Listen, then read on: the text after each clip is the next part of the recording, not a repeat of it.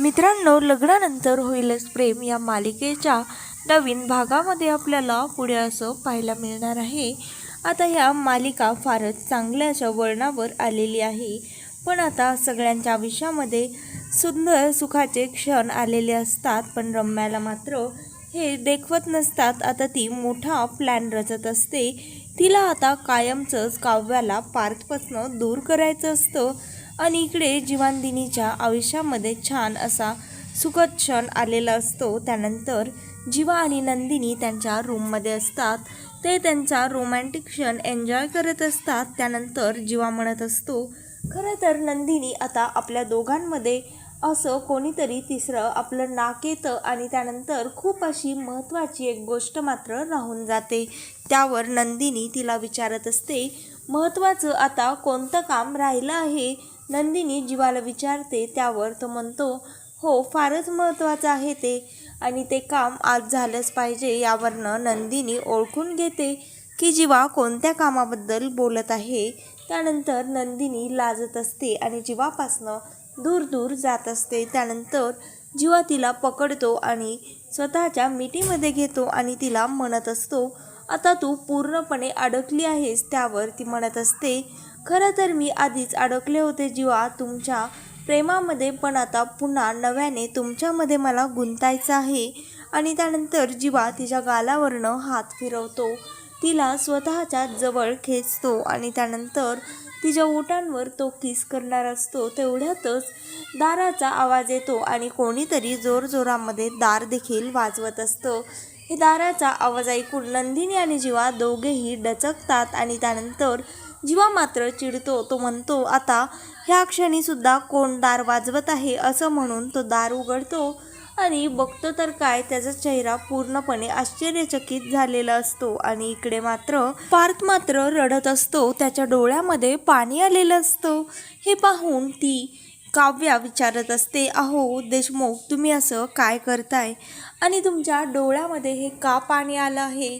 खरं तर आपली आधी आपल्या रूममध्ये जुनी फ्रेम होती की नाही, पण त्या फ्रेममध्ये मात्र आपले चेहरे कसे सिरियस होते आणि त्यामुळेच तर मग मी ही नवीन फ्रेम बनवून घेतली. यामध्ये आपले चेहरेही हसरे आहेत आणि आपण आनंदित आहोत. त्यामुळे त्यावर तो म्हणतो, खरं तर आधी तुम्हाला ती फोटो फ्रेमही नको होती आणि मी देखील तुमच्या आयुष्यामध्ये तुम्हाला नको होतो. त्यावर काव्या म्हणत असते, खरं तर देशमुख, तुम्हीच आत्ता म्हणालात ना, ती फोटो फ्रेम आणि तुम्ही मला आधी नको होतात, पण आता मात्र ही फोटो फ्रेम आपल्या रूममध्ये आहे आणि आता माझा हाच प्रेझेंट आहे आणि माझं फ्युचर देखील हेच आहे. त्यामुळे प्लीज तुम्ही नका ना जुन्या आठवणी आठवू आणि वाईट वाटून घेऊ, स्वतःला त्रास करून घेऊ. ती त्याचे डोळे पुसत असते आणि काव्य त्याला म्हणत असते, देशमुख, खरं तर आता तुम्ही हसा बरं आणि तुम्ही आता फक्त आपल्या फ्युचरचाच विचार करा. आता सगळं काही छान होत आहे. त्यानंतर ती म्हणत आहे, मला तुम्हाला आता काहीतरी द्यायचं आहे. त्यानंतर पार्थ म्हणत असतो, काय द्यायचं आहे? त्यानंतर तो म्हणतो, आता मला कळालं तुम्हाला नक्की मला काय द्यायचं आहे. कारण त्याला वाटत असतं त्यांचं ते अर्धवट राहिलेलं किसच त्या काव्याला त्याला द्यायचं आहे की काय, पण खरं तर काव्याला दुसरंच काहीतरी द्यायचं असतं. काव्या म्हणत असते, तुम्ही आधी डोळे मिटा. त्यानंतर पार्थ डोळे मिटतो आणि स्वतःचा गाल समोर करतो, पण काव्या मात्र त्याला किस न देता त्याचं दर्शन घेते. आणि हे पाहून पार्थला मात्र फारच काव्याबद्दल अप्रूप वाटतं. तो तिला उभा करतो आणि मिठी मारतो. तो म्हणतो, खरं तर काव्या, आता तुम्ही माझं दर्शन कधीही घ्यायचं नाही, कारण तुमची जागा माझ्या हृदयामध्ये आहे. म्हणून तुम्हाला कधी असं दर्शन घ्यावंसं वाटलं तर तुम्ही मला हक करा, असं तो तिला म्हणत असतो. आणि पार्थ म्हणत असतो, काव्या, आता तुम्ही देखील डोळे बंद करा, मला देखील तुम्हाला काहीतरी द्यायचं आहे. त्यावर काव्या डोळे बंद करते आणि पार्थ देखील तिच्या पाया पडतो. पार्थ तर चक्क तिच्या पायाशी लोटांगणच घालत असतो. आणि हे पाहून काव्या म्हणते, अहो देशमुख, तुम्ही हे काय करताय? आणि त्यानंतर ती त्याला उठवायला जाते तर पार्थ तिच्या मांडीवरच झोपतो, खाली फरशीवरच, आणि ती म्हणत असते, देशमुख, तुम्ही आता हे तुमचं काय चाललं आहे? काव्य त्याला म्हणत असते, खरं तर देशमुख, जगातील सर्वच नवरे तुमच्यासारखे असतील तर कोणत्याही मुलीला सासरी जाताना रडायला येणार नाही, असं ती त्याला म्हणते. ती म्हणत असते, खरं सांगू का, तुम्ही तर माझ्या आयुष्यातली ती पेन्सिल आहात.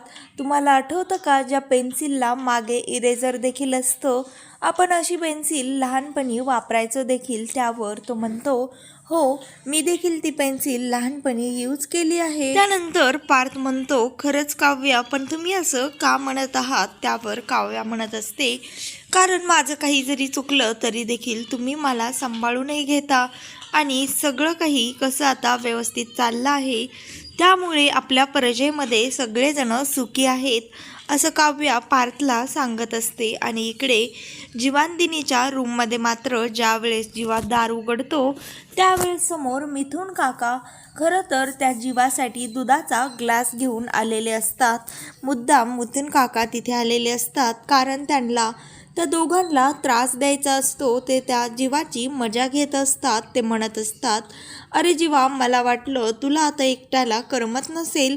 खरं तर नंदिनी तुला त्रास देते की काय, म्हणूनच तर मी तुला पाहण्यासाठी आलो आहे. त्यावर जीवा म्हणतो, काका, तुला खरंच काही कळतं का? आणि तू हे काय बडबडतोयस? ती कशाला मला त्रास देईल? आणि खरं तर मी काही आता लहान आहे का तुम्हाला बघायला येण्यासाठी? आणि हे काय आहे तुझ्या हातामध्ये? त्यावर काका म्हणतो, खरं तर मी ज्या कामासाठी आलो ते काम करायचं तर विसरूनच गेलो. चल, हा दुधाचा ग्लास घे आणि संपव पटकन. त्यावर तो म्हणतो, अरे दुधाचा ग्लास कशाला? तुला माहिती आहे ना, मला जरा देखील दूध आवडत नाही. मग तू का आणलं आहेस दूध? त्यावर तो म्हणतो, अरे हे खास दूध आहे आणि तुझ्यासाठी घेऊन आलो आहे. तुला एनर्जी यायला हवी तुझ्या स्टॅमिनासाठीच, तर मी हे तुला मदत करण्यासाठी दूध घेऊन आलो आहे. त्यावर जीवा म्हणत असतो, अरे काका, मला याची काही गरज नाही आहे, तू जा. त्यानंतर तो काका म्हणतो, ज्या वेळेस तू इथनं हे दूध पिशील त्यावेळेसच मी इथनं निघून जाईल. त्यानंतर तो जीवा म्हणतो, हा काही असं जाणार नाही. आणि इकडे नंदिनी तो दुधाचा ग्लास त्यानंतर तो मिथुन काकासमोर दूध पितो आणि मिथुन काका म्हणतो, अरे थांब, आणखीन एक काम राहिलं. त्यानंतर मिथुन काका त्याच्या हातामध्ये मुखवासाची एक पुडी देतात. त्यावर जीवा मात्र त्याच्यावर चिडतो आणि म्हणतो, काका, तू हे सगळं काय लावलंयस?